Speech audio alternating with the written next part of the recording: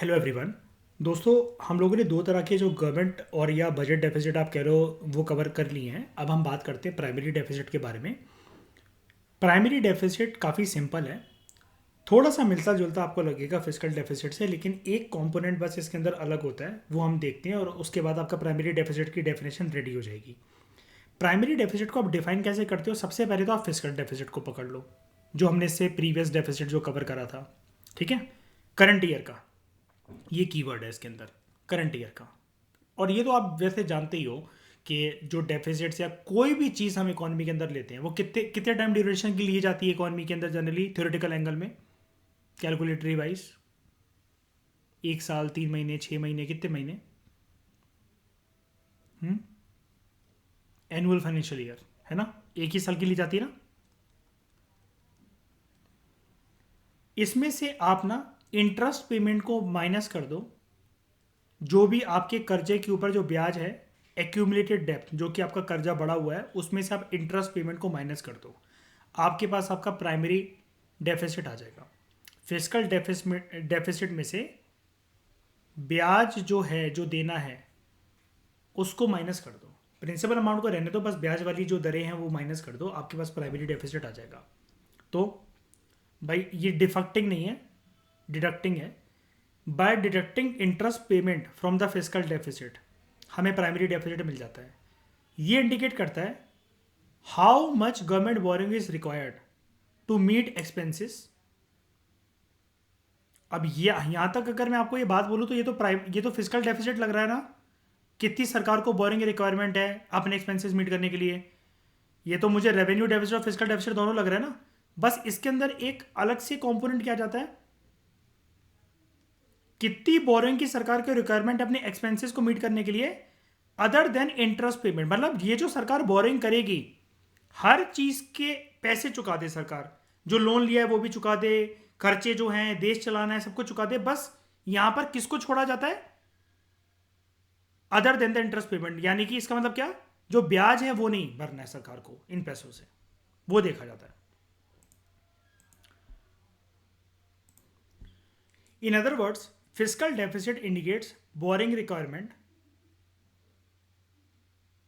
Inclusive of interest payment. Physical deficit क्या करता है कि इंटरेस्ट पेमेंट को इंक्लूड करके बोरिंग रिक्वायरमेंट्स बताता है सरकार की, जबकि जो प्राइमरी डेफिसिट है वो भी बोरिंग रिक्वायरमेंट ही बताता है सरकार की, लेकिन एक्सक्लूसिव, माइनस करके of interest payment.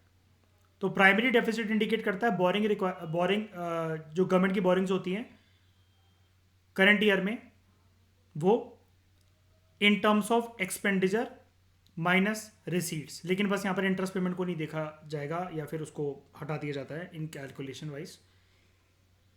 It does not carry the load of the interest payment on account of the past loans. Previous जो सरकार के लोन हैं उसके ऊपर जो भी ब्याज देने हैं, इसको नज़रअंदाज करा जाता है, इसको नहीं लिया जाता कंसिडरेशन में। ठीक है। अब हमने पास में जब भी हम ये डेफिसिट कर रहे हैं या फिर जब भी हमने इकोनॉमी का ये वाला चैप्टर करा, 1000 बार एक ही बात को हम लोग रिपीट कर चुके हैं।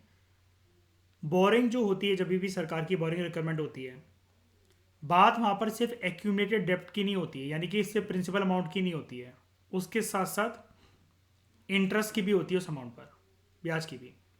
अगर हम इंटरेस्ट पेमेंट ऑन डेट, जो ब्याज है जो कि प्रिंसिपल अमाउंट पे देना है, उसको डिडक्ट कर दें बोरिंग में से, हमारे पास जो बैलेंस बचेगा वो होगा प्राइमरी डेफिसिट।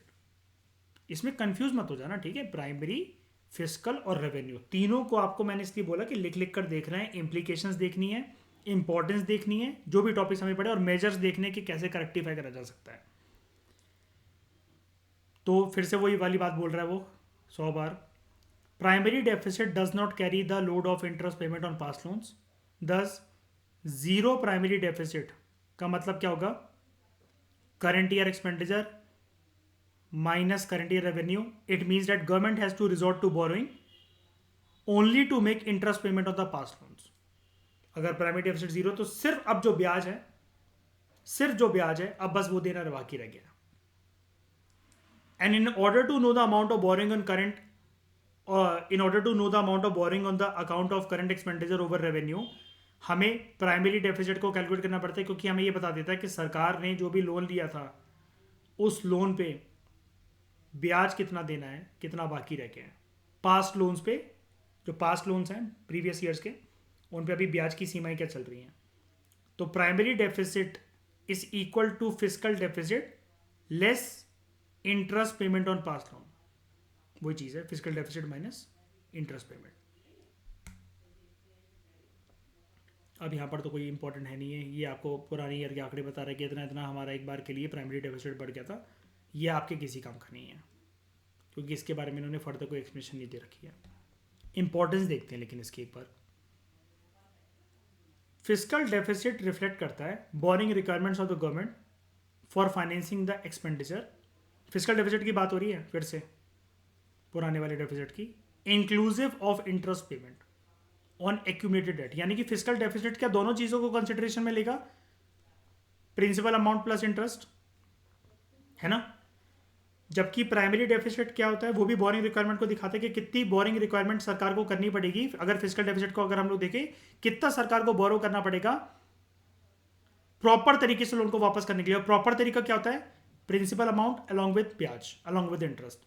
जबकि प्राइमरी डेफिसिट शो करता है बोरिंग रिक्वायरमेंट सरकार की कितनी बोरिंग करनी है on account of its current year expenditure, जो कि रेवेन्यू से उसके ज़्यादा जा रहा होता है, मतलब वही खर्चा ज़्यादा आमदनी कम।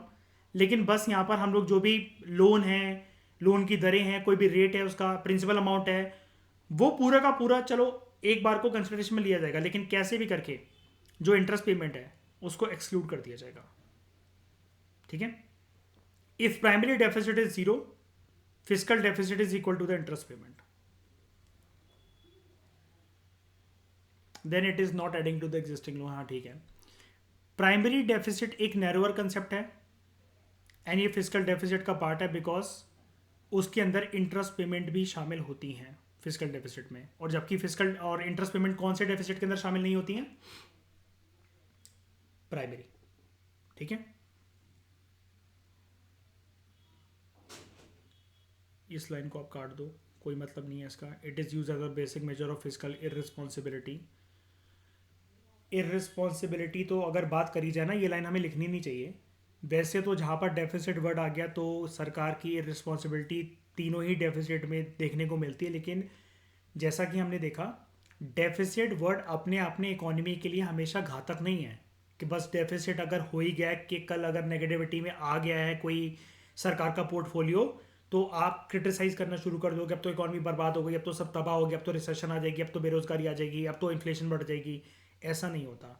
ये लाइन आपको यूज़ नहीं करनी चाहिए, इसलिए मैंने कटवा दी।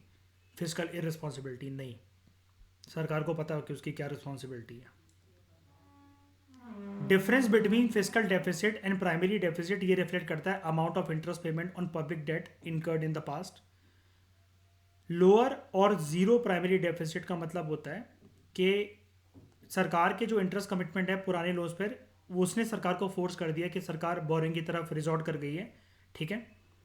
एंड अब सरकार को अपनी जो सीट बेल्ट है वो टाइट कर लेनी चाहिए अगर इकोनॉमी को आगे बढ़ाना है तो।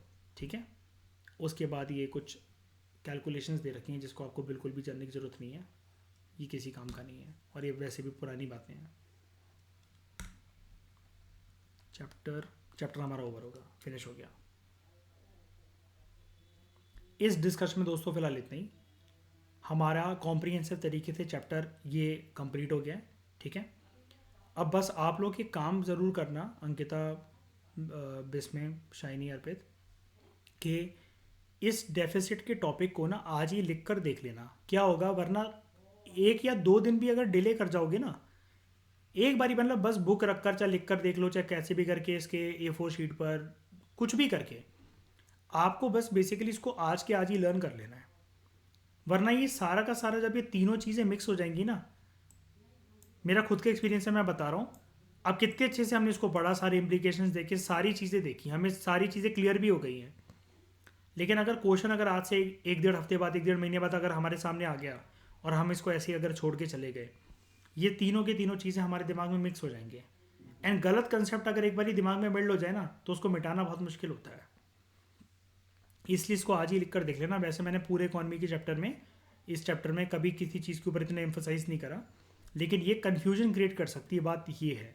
ईजी तो सब कुछ ही है एक बारी डिस्कशन करने के बाद, इनमें कन्फ्यूजन क्रिएट हो सकती है कि किससे क्या बन सकता है, किससे क्या नहीं बन सकता, कौन किससे रिलेटेड है, कौन किससे रिलेटेड नहीं है। तो ये सारी चीज़ें आपको ये जो है ना ये पता होनी चाहिए, तीनों के तीनों आस्पेक्ट जो हैं, चाहे फिर वो ये रेवेन्यू हो, फिजिकल हो, प्राइमरी हो। इस डिस्कशन में फिलहाल इतना ही। Thank you very much for discussion. Chapter हमारा कंप्लीट हुआ।